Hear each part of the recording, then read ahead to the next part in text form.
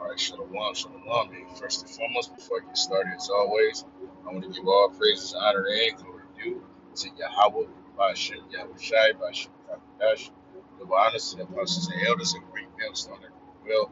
Peace and salutation to the Akim. That's pushing this word in truth and sincerity throughout the fullness of the earth. Waking up the whole collective, risking their lives and freedoms to do so. Definitely more so now than ever before. This is the brother Zion Alaf, the GMS, the Trim Camp. And this is going to be a quick lesson regarding, right, there's no space, right, for the heathen nations, the natural Gentiles, right? It's in terms of salvation, okay, or being on the same level as the Israelites in the kingdom. That's a false doctrine, right?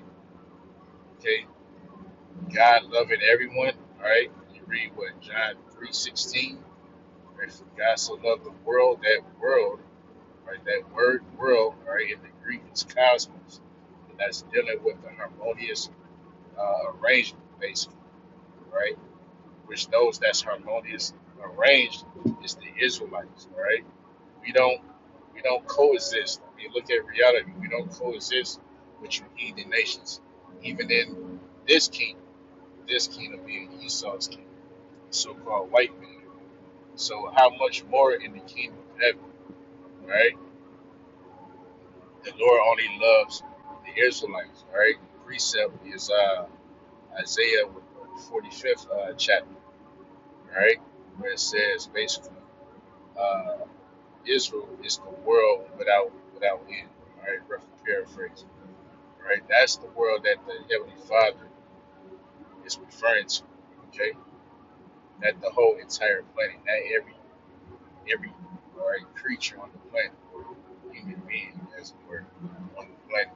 So I'm gonna get Revelation 11 real quick, because this kind of highlights that point that the kingdom of heaven is exclusive. It's for Israel and no one else. All right, you know, and we're not even sorry to say it. That's fair. You know, anyone that's teaching otherwise, they sold out. They took a bag, or looking to take a bag, or looking to appeal to the masses for the sake of money. Right? That's really the bottom line. You know what I'm saying? You got a lot of these camps that's treating this truth as a business. You see, in terms of making some earnings, okay, obtaining wealth. You see, they just basically you basically it's Christianity with a Hebrew Israelite twist to it. You understand? You know, it's a new age version of Christianity. But anyway, let's get this. This is Revelation 11 and verse 1. And it reads, "And there was given me a reed like unto a rod, and the angel stood, saying, Rise and measure the temple of God and the altar and them that worship therein." And the reed, like unto a rod, the reed is basically a measuring stick. All right. The rod is basically for correction. In a nutshell, refers to the scriptures, the Bible. All right. It says, "And the angel stood, saying, Rise and measure the temple." When it says to measure the temple, that means to teach. That word measure goes into teach. All right. So basically, to teach who? The Israelites. Because God, it says the temple of God. Who's the temple of God? The Israelites. All right. When you get 1 Corinthians 3:16, it lets you know that basically, uh, let's get it real. Let's get it. This is 1 Corinthians 3 and 16. It says, "Know ye not that ye are the temple of Yahweh, and that the Spirit of Yahweh dwelleth in you?" All right. Ye, the people. Right? Paul is talking to Israelites, all right, that dwell in Corinth, Greece. Right? We're talking about Gentiles, right? For the most part in the New Testament, it's dealing with Israelites, all right? They were in a Gentile state of mind, okay? Not that they were natural Gentiles, right? Due to the Greek captivity. That's when we became Hellenized, right? That's when we became, air quotes, Gentiles. You see, right? The Bible is dealing with uh, the Israelites exclusively. It's through our lens, right? It's history from our point of view. When I say our, I'm referring to so-called Negroes, so-called Latinos, so-called Native Americans, right? Those are the Israelites, right? This is a bloodline, right? This is a lineage thing. Okay? Any and everybody can come into this, right? For you to even have hope of salvation, it starts with you being an Israelite first, meaning that your bloodline, according to the seed, has to go back to Abraham, Isaac, and Jacob. Right? If you don't meet those qualifications first, it ain't nothing going. All right? The scriptures that you know, it's that it's that Amos 3:1. You know, basically the Most High is among Israel. No one else. That's why we catch him, because the Lord loves us. Right? He's giving us such love, while these heathen nations basically, flourish on this side. But in the kingdom, it's not going to be so. It's going to be a role reversal, right? To where the Israelites will be on top, and all other nations will be under the foot of the Israelites, right? That's the thing. That's the gospel. That's the good news. Okay, let's go back.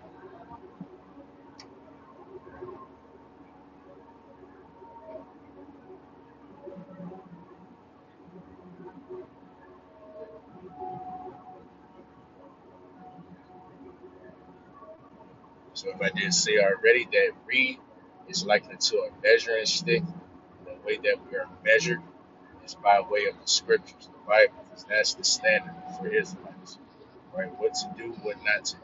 You see, jump down. It says,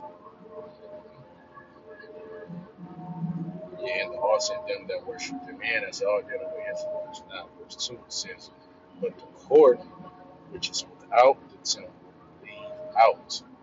You see that? You leave out and measure it not, meaning don't teach them.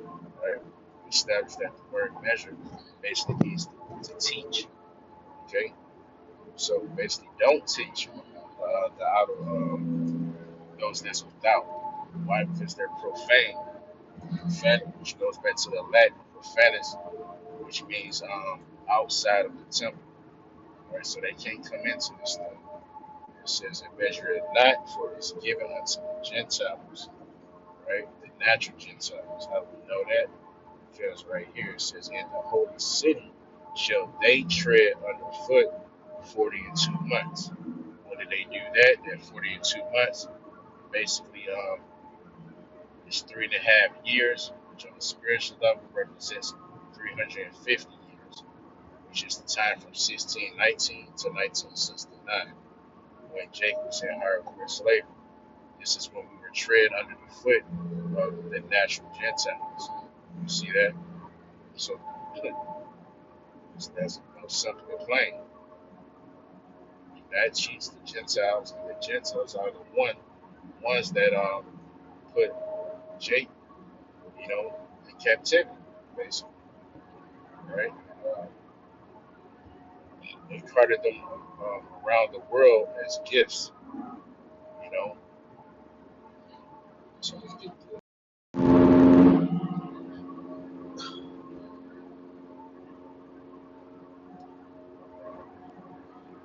this is Daniel 7.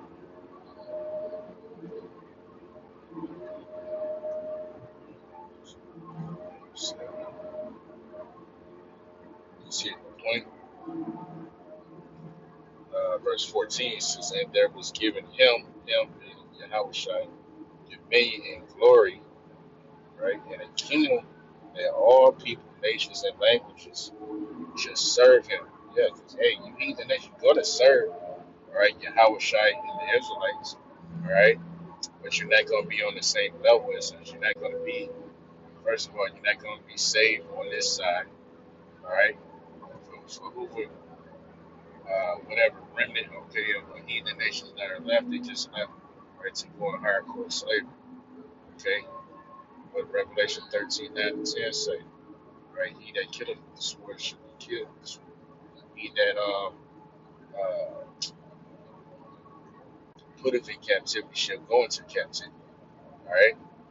So, again, the role reversal, right? Heathen nations put us in captivity, so the Israelites are going to put you in captivity, all right? Namely for 1,000 years. Right? Finishing off here, it says, you should serve him. His dominion is an everlasting dominion. How it shines, right? Dominion which shall not pass away, in his kingdom that which shall not be destroyed. Now, this is the everlasting kingdom.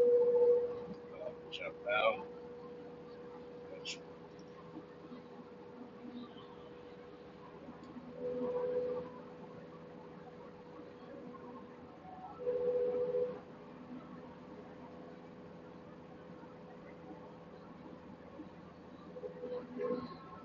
This is verse 27. It says, "In the kingdom and dominion and greatness of the kingdom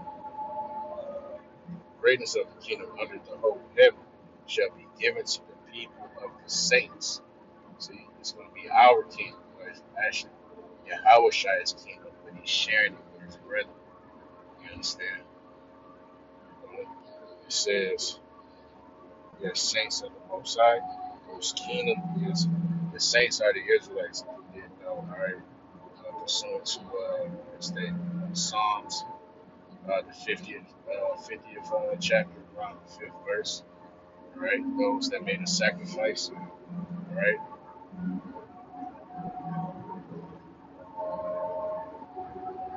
It says, "Whose kingdom is an everlasting kingdom, and all dominions shall serve and obey him."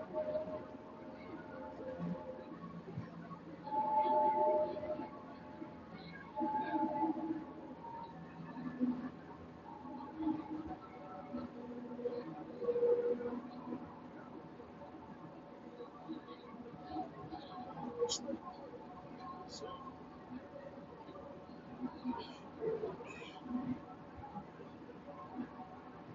yeah, 18 is left. Right? This is Revelation 7:18. It says, "But the saints of the Most High shall take the kingdom." Now, when we do that, come off those ships. Right? After, right? Babylon is destroyed. The elect will be caught up in the heavens via UFOs, so-called UFOs. All right, and it will be coming down. All right, those glorious new bodies. All right, with spiritual power. All right, to put all you other nations, natural Gentiles, into captivity. Okay, so the saints of the Most High, the Israelites, shall take the kingdom of heaven, which will be upon earth. It says, "And possess the kingdom forever, even forever." You know, so,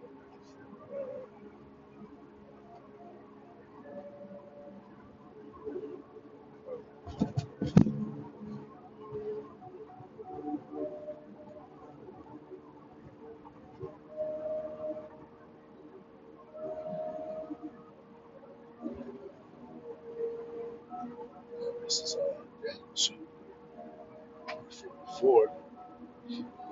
Reads, "And in these days, in the days of these kings, shall the God of heaven set up a kingdom which shall never be destroyed, and the kingdom shall not be left to other people."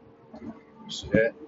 So the other people is you Gentiles, you heathens, right? All nations outside of the nation of Israel, right? I.e., or e.g., profane, right? Those that's outside the temple, those that are not to be counted, those that are not to be taught, right? You'll learn how to serve the Most High, all right, in the kingdom of heaven. As of right now, we're just basically letting you know your judgment, letting you know what you got to look forward to, all right? But in terms of salvation, that's non-existent, right? Where you know it says, and the kingdom shall not be left, right? Not be left to other people, but it shall break in pieces and consume all these kingdoms, and it shall stand forever, right? The last kingdom or rulership being the Roman Empire, which we're in it right now. This is the second leg of the Roman Empire, Rome 2.0. You see, right? Because when you read what Revelation 13 it goes into how the beast was wounded, then was healed, right? That's basically what it represents. All right, it's the so-called white man going down and coming back during the Renaissance period. All right, Renaissance meaning what's rebirth. All right, so that's when that wound was healed. He came back, set up shop, right, using us as servants and slaves, right, to build up America on free slave labor, right? Okay, we're living in the worst of conditions, and we're giving us literally just uh, the bare minimum, right? Just to stay alive or to keep working. You know what I'm saying? So that should just in that alone, right?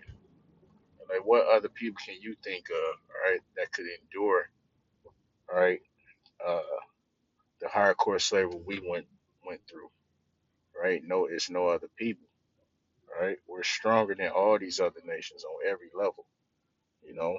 So again, the kingdom of heaven is for the Israelites exclusively, right? You heathen nations have no hopes, all right, of salvation. So with that, I want to give all praises, honor, and glory due to Yahweh, Bashem Yahweh Shai. Um, double honors to the apostles and elders, a great millstone that will peace and salutation to the icon that is pushing this word, all right, in truth and sincerity throughout the four corners of the earth. And that we say shalom.